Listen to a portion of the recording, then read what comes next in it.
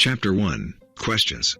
One of the most prominent topics that has preoccupied people's minds in recent months is the cost of the current edition of the World Cup. Many media outlets refer to the 2022 Qatar World Cup as the most expensive tournament in history, citing figures such as $220 billion and $300 billion as the cost of Qatar hosting the tournament. But are these numbers really correct? Is the World Cup worth the money spent on it? Where was this money spent? What will Qatar benefit from hosting the most popular tournament in the world? Chapter 2, How did Qatar win organizing the World Cup?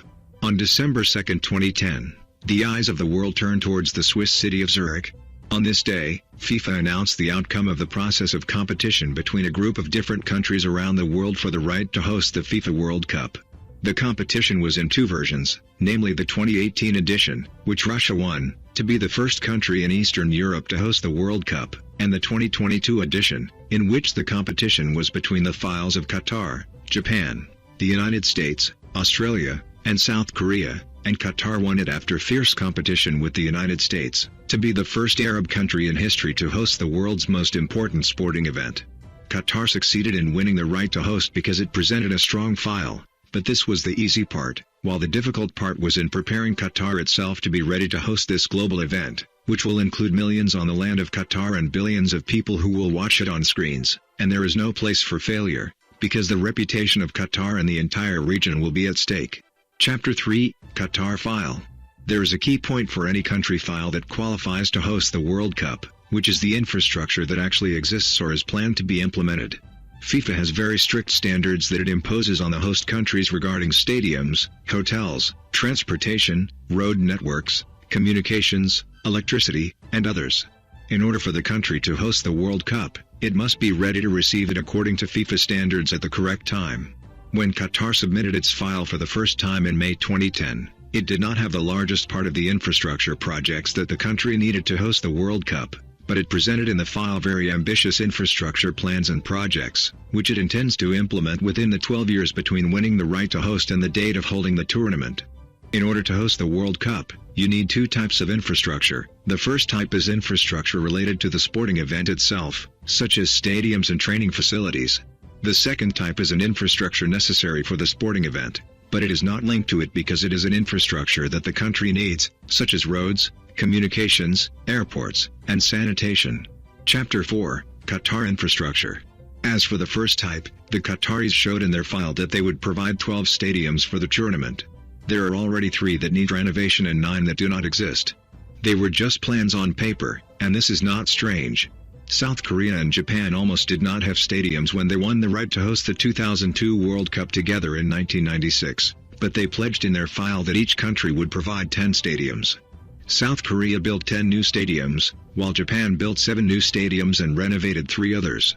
In the year 2014, Qatar agreed with FIFA that instead of building 12 stadiums, they would have 8 stadiums, of which 7 would be completely new and 1 would be renovated.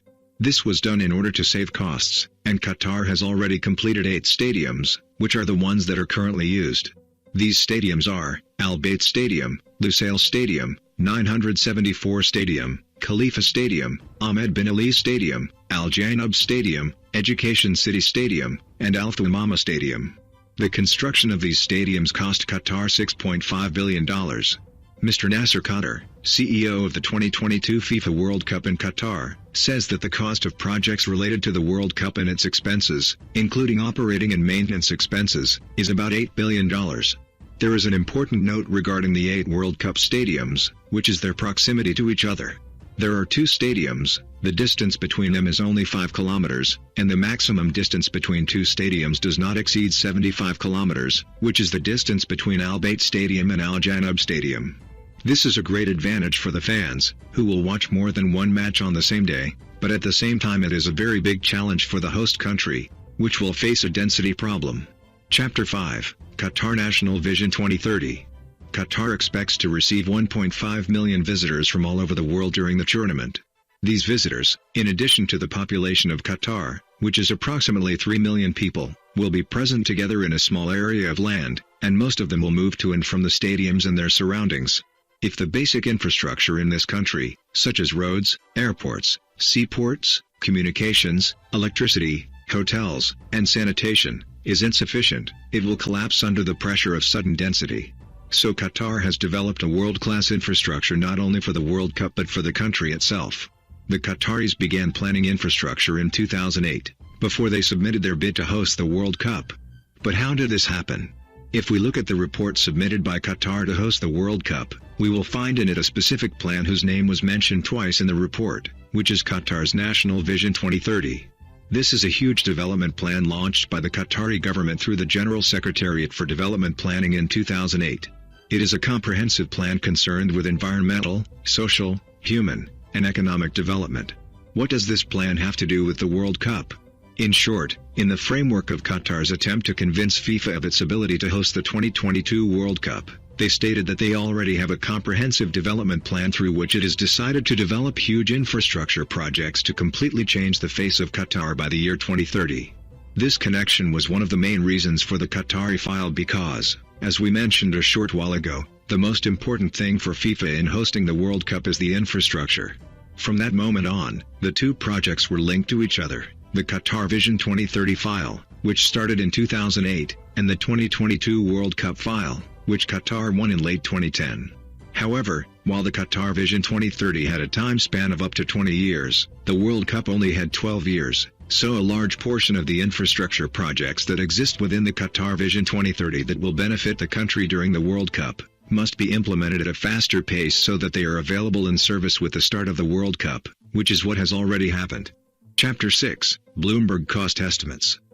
There are different estimates for the costs of the projects. Here we will rely on the latest Bloomberg figures, which consider that the most expensive is the city of Lusail, which is considered one of the most important projects of Qatar Vision 2030.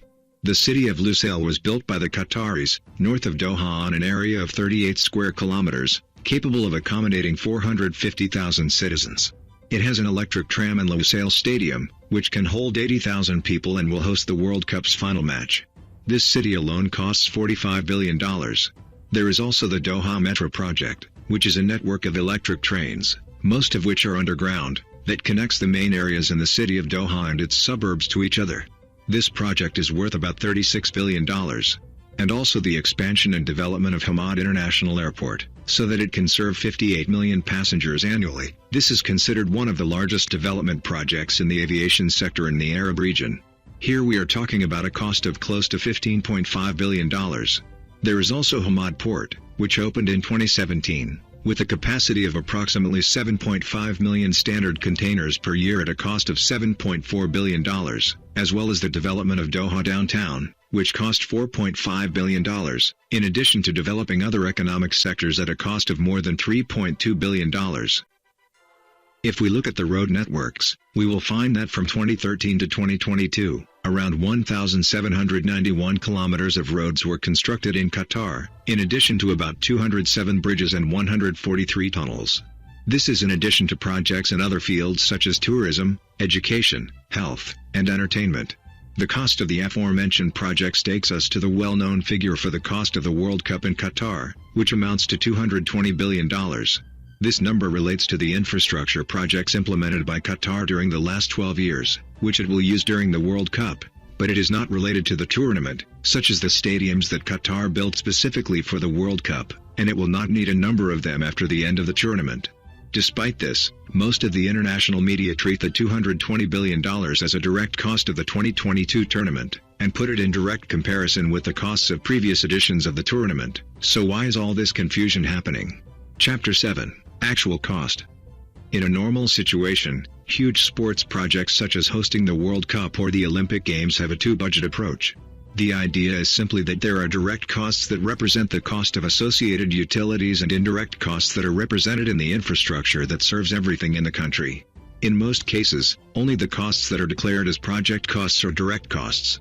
For example, in February, the Chinese capital, Beijing, hosted the 2022 Winter Olympics. But how much did this tournament cost? There are two budgets here. The Chinese government says that this tournament did not cost more than $3.9 billion, which makes it the least expensive Olympic Games over the last 20 years. However, an investigation by the American Insider website says that the real cost may be more than $38.5 billion, 10 times the announced amount. The question is, which of the two numbers is correct? In fact, both numbers are correct.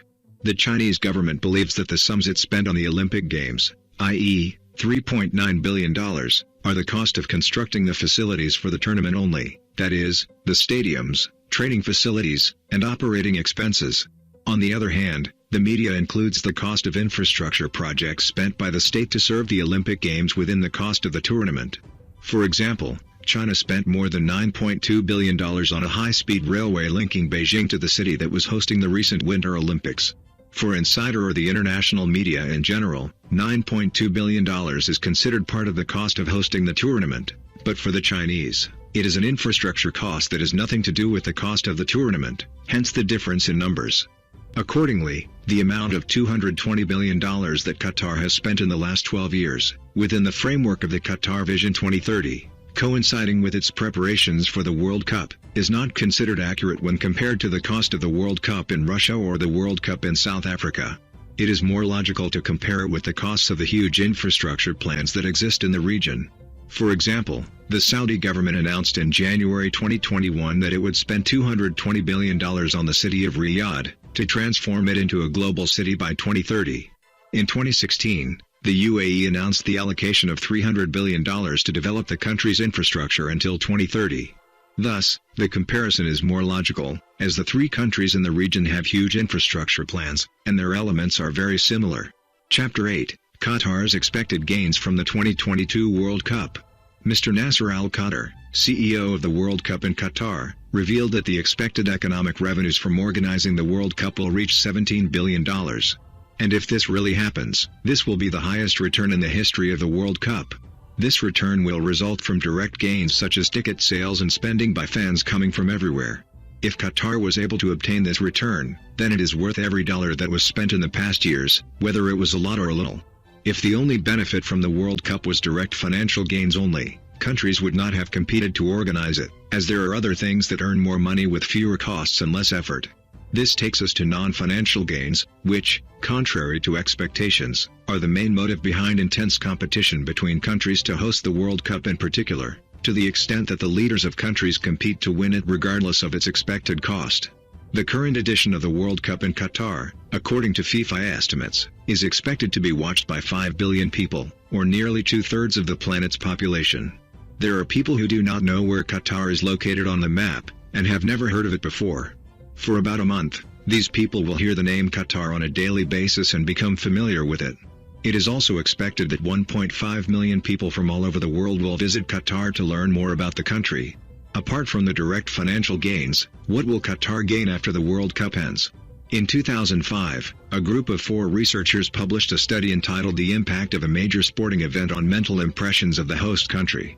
In this study, the researchers tried to find out whether South Korea's hosting of the 2002 FIFA World Cup had an effect on tourists' perceptions who visited the country during the tournament.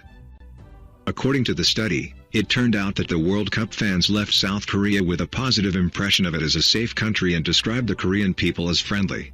At the same time, South Korea's successful organization of the World Cup contributed to improving the image of South Korean tourists when they travel to any country.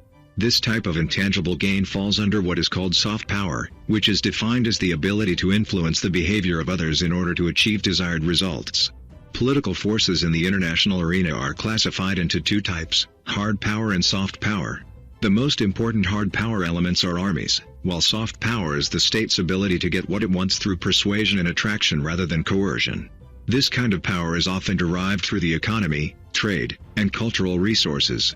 Many countries are trying cleverly to compensate for their lack of traditional power tools, such as a vast area, a large army, and high population density, by developing their soft power and the tools of influence, because they realize that soft power will provide them with influence that exceeds that of larger countries in terms of area and population.